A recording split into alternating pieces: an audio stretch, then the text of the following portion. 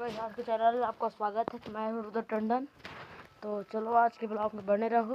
तो भाई हम लोग कमेंट करके ज़रूर बताना भाई इसमें 8 नंबर टायर लगाया है, इसमें 26 भाई इसमें कौन सा नंबर टायर लगाया, कमेंट करके ज़रूर बताना भाई। 26 नंबर टायर या 800 नंबर टायर लगाए भाई, इसमें ज़रूर कमेंट करके ज़रूर बताना भाई इस वीडियो में। तो भाई इतना ही था वीडियो में, और इसमें ज़रूर कमेंट करके बताना भाई इसमें 26 नंबर टायर लगाएं या 800 नंबर टायर।